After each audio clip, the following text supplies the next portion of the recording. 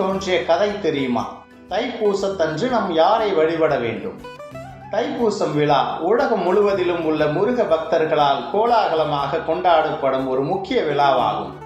இந்த விழா முருகனுக்குரிய முக்கியமான விரத வழிபாட்டு நாள் என்றாலும் இந்த நாளில் சிவபெருமான், அம்பாள் மற்றும் குரு பகவானை வழிபட சிறப்பான பலன் கிடைக்கும்.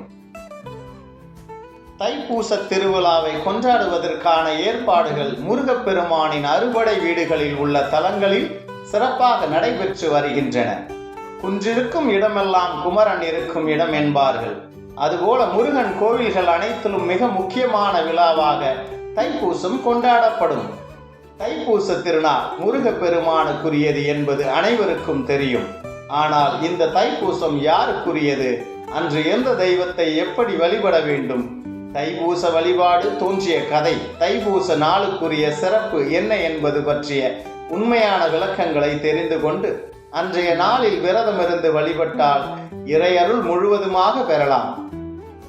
முருகப்பெருமானுக்குரிய முக்கிய வேண்டுதல்களில் ஒன்று காவடி எடுப்பது.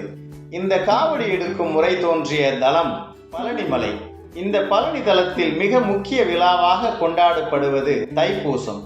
இந்த தைப்பூசத்திற்கும் பழனிமலை தலத்திற்கும் மிகப்பெரிய தொடர்பு உள்ளது.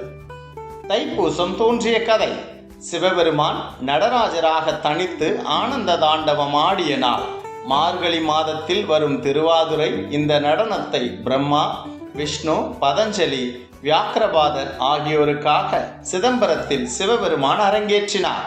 இந்த நடனத்தை பார்வதி தேவியும் ரசித்து கொண்டிருந்தார். சிவபெருமானின் ஆனந்த தாண்டவத்தை கண்ட சிவகாமிக்கும் அதே போன்று தாண்டவமாட ஆசை வந்தது. லைக் பண்ணுங்க, சப்ஸ்கிரைப் பண்ணுங்க, சப்போர்ட் பண்ணுங்க.